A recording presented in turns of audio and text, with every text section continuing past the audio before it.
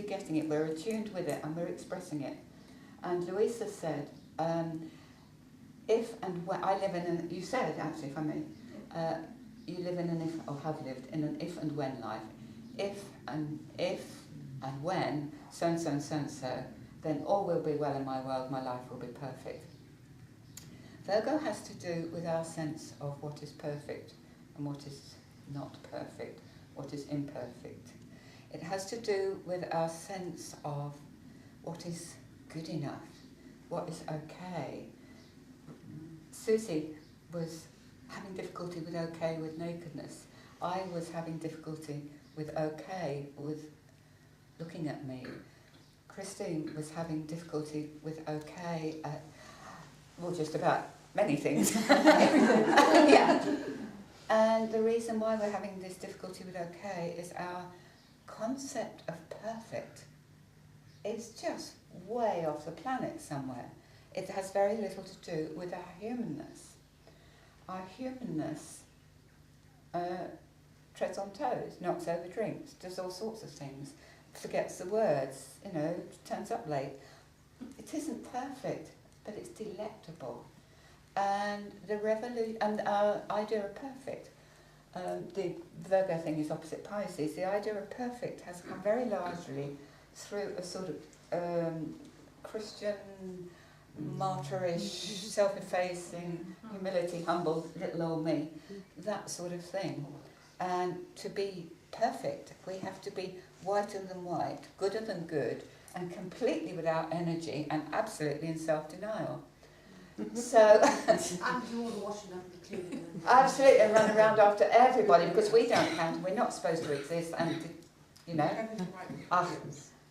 that is what's evolving, that is what's transforming.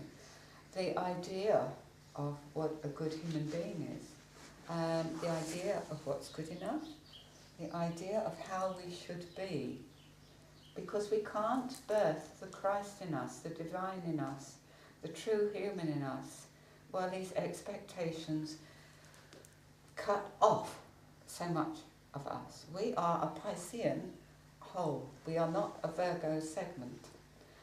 But we tried to push us into the segments. The segment which was clean, which was hygienic, which was incredibly well behaved, wouldn't rock the boat and all the rest of it, and served others.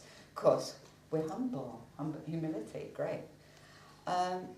We're realising that what we have done is to cut ourselves off from a huge amount of the flow of energy within us. And we can't do it anymore because we're tired. We've worn ourselves out in confining ourselves.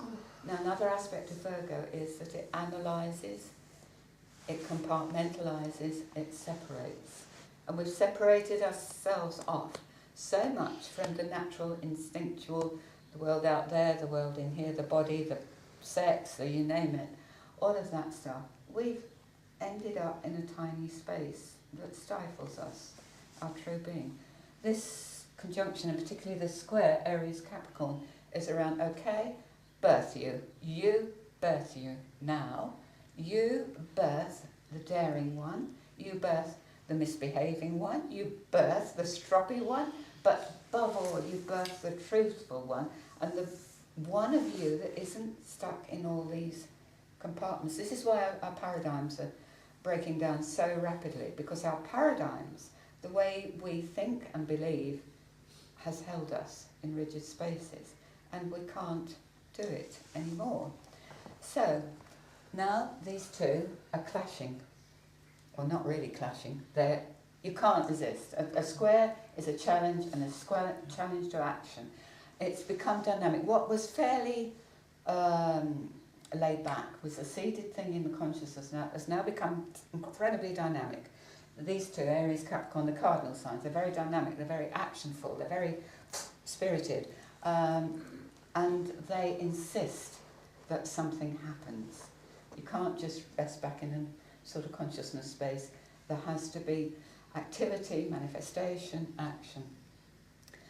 And in Aries, the Uranus is saying we have to birth a new identity, a brand new identity, an identity that is linked from the crown, and it has to be authentic, it has to be real, It has to be incredibly individual. Now we know that we all play these wonderful games of fitting in and all the rest, and we get terribly upset because we don't fit in, and we do seem different and all the rest of it, and we struggle to make ourselves fit in. Uranus in Aries is about us collectively becoming individuals. It is about our collective, our individual creativity. It's saying that as individuals we are creative beings, and it's time we stepped into that. Meanwhile, the Pluto in Capricorn is breaking down more and more and more all the structures that have held us. It is completely reforming, transforming our idea of authority. Authority in the past has been in a book.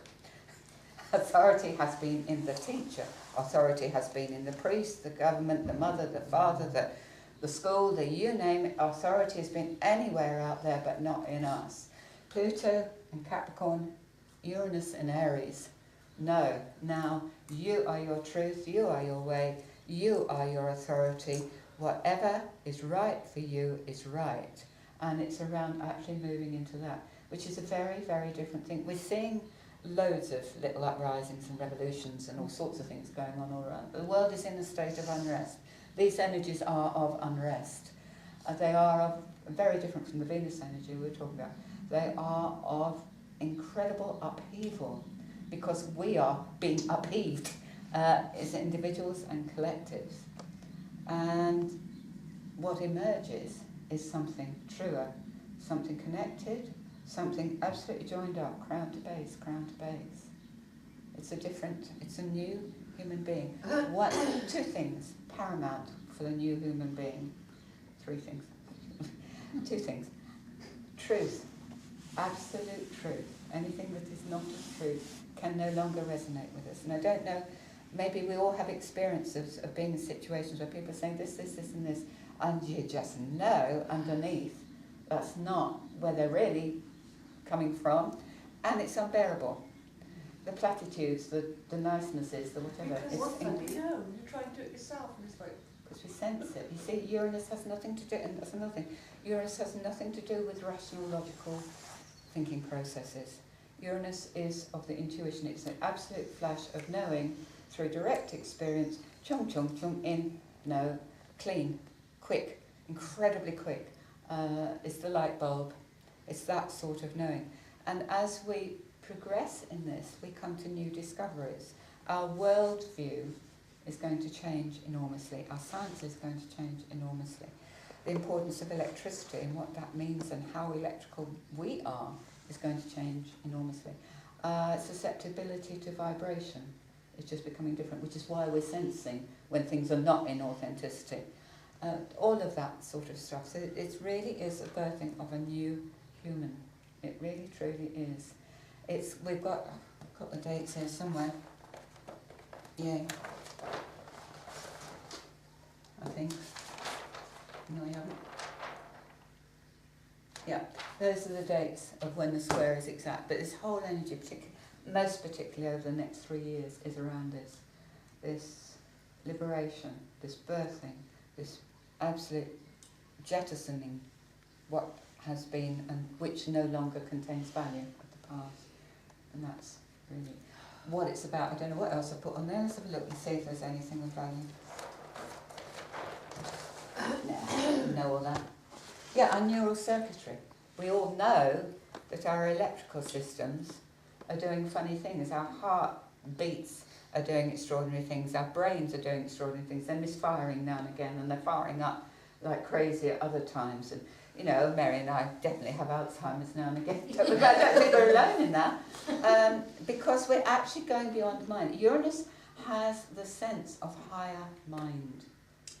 It is access to very much higher levels of awareness. It is the wisdom mind. It is the magician, the magical one. And literally, we're beginning to operate differently. The electricalness within us is transforming, it's growing, it's developing, it's maturing. The receptors are different, all sorts of things are different. So be prepared. New comes in. New humans comes in. all sorts of things. But to have this extraordinary, cataclysmic, unpredictable, it's like there is no way of knowing what's going to happen next. We've been saying half an hour with one thing, the next 5 minutes with something else, and then half an hour on with something different. This complete unpredictability is that energy of Uranus. When it feels incredibly fizzy, and you can feel very tense with it, but it's when this is your truth now, and that was your truth then. It's like, somebody said, I can't remember who said it, because yesterday I said about, please look after us, make me a cup of tea or whatever it is, and somebody says, yes, what about doing that today? And it's like, no, I don't need that today. That was my truth then, this is my truth now. And it's incredibly difficult to know who you are, what you are, where you stand, when that's all happening around you.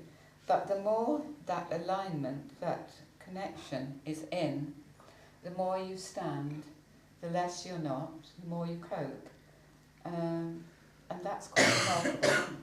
And I think there are many, many people who are finding that exceedingly difficult. People who maybe haven't yet built in the strands of connection.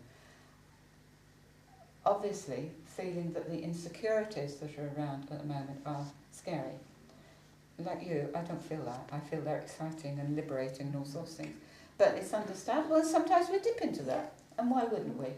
Because our old identifications, our old identities, the old human beings that we were are no longer existing. And Christine gave us a beautiful example. The Christine that was, up until just a very short while ago, was very frightened about letting people down, basically about not being good enough. And even worse, to be seen not to be good enough. A hellish scary thing. The Christine that emerged in those beautiful words that she gave us was a Christine who was brave. Aries is about being brave. It's about daring. It's about risking. We do need to be brave now to make our new choices, to become the new people that we are. Christine took a huge step there. She did, and she modelled for us some essence of the new human. A dare. Virgo has a huge amount to do with our inner critic. The one in us that is never good enough. Just supposing, as you mentioned yesterday, one of the processes that is occurring now is we have the ability, because of our increased awareness and self-understanding, we have the ability to transform for all time our inner critic. Yeah, that would be big for most of us. That would be very liberating for most of us, because our inner critic, a tricky one to deal with. I just wanted to go based on something of what you were saying. The Virgo-Pisces axis, because don't forget, if a thing is happening in Virgo, it's really sort of resonating through Pisces as well. Virgo is to do with the part, Pisces is to do with the whole, the joined up. And so often we take apart, like one experience, today's experience, and because it's today, is all there is. Nothing else exists. We forget the day when the sun was shining, but today it's raining. It's around learning to really come out from that, to emerge from that with an understanding that yes, this is today, that was yesterday, this is tomorrow. Although being in the present, but the present isn't confining, which is where we may have been. It's a bit like in Virgo we would identify with one aspect of ourselves, the little bit that gets it wrong, for example, and we would not see all the other aspects, or the lovely bit that gets it right, the bit that loves, the bit that cares, the bit that this, that and the other. So it's around our identification where that is, and that's one of the things that's transforming. But to me, and particularly in view of the work that Sue in particular does, Virgo, we have 3 levels of rulership. The basic one, the exoteric ruler, is Mercury, which we touched on yesterday, which has to do with our rational, logical, analysing, intellectual mind. So that's where it starts, and that's often where the conflicts exist. Our conflicts, the stuff that makes us feel the worstest of the worst, is no more than a bloody thought in our head when it comes down to it. It's like me with, I'll keep it all small because I'm clearly not good enough. I'll keep it all small because I'm clearly not good enough. is no more than a thought in my head. It's a creation that impacts my life, but it has no more substance than that. So that's a basic one of Virgo. And this is where the criticalness, all the stuff that we associate with Virgo comes about. The esoteric ruler, the higher level, the level of Virgo that relates with our soul, resonates with our soul far more. The rulers are dual, the moon and Vulcan. Now the moon, as we know, it represents our past, it represents our emotional reactions, our day-to-day responses, particularly our emotional body, if you like. And Vulcan is the toolmaker to the gods. Vulcan is the one who chisels and hones and crafts and refines and forms, and sometimes hits on the head with a sledgehammer, but he is able to craft things. Now, the progression comes to Jupiter, which is the expanded consciousness. It is the synthesized, joined up version. So it's very similar to what I was saying yesterday about Gemini Sag, at a different level, if you like. It's the same. We start off with this critical mind, this analytical, separate it into this and label that and compartmentalise so and so and so and so. That's wonderful, and it serves us well, and we need it in life. In order to get from A to B, we have to pass through the moon and Vulcan. So we have to experience our emotions, our feelings, because there's something of value in that. And as we do, as we allow these feelings, and it's so typical of us to label this feeling's okay, that feeling's okay, which is what Christine was in effect doing, labelling this feeling is okay, that feeling is okay. I can relate to this but not to that. But in order to relate to the whole, you've got to have that as well. The more we are able to work with the feelings, fashion them, hone them, craft of them something other, the more we are likely to come into this joined up, synthesized, fused, expanded version of our consciousness. It's saying almost like the way through involves this journey through crafting the feelings, going through the blacksmith's fire, being beaten on the anvil, which is what it often feels like when your feelings are engaged. You know, you really are going through hell, the fires of hell. The blacksmith uses a forge, it heats the metal, and the metal becomes malleable, it becomes something you can shape, you can use. And if you take that analogy and apply it to our emotional feeling nature, then the more it is worked, the more it becomes a beautiful thing. And I know a lot of people go through that experience. The more it is worked, the more it is crafted, the more refined it becomes, and it contributes then to this synthesis between the head and the feelings. Yeah? That was just two things that came up. Seriously think, anything that we still feel we need to hang on to, which has no life in it, no energy in it, I really don't think we'll be able to hang on much longer. I really don't. Or would we want to? But it's sometimes difficult to identify what those things are. We're very good at convincing ourselves of the opposite, aren't we? But I just don't think we can do it anymore, because we've started this journey, we've started this growth process.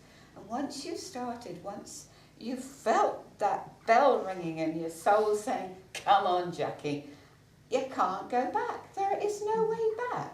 The minute you take that first step, it doesn't matter what speed of steps you go, you can't return to base camp.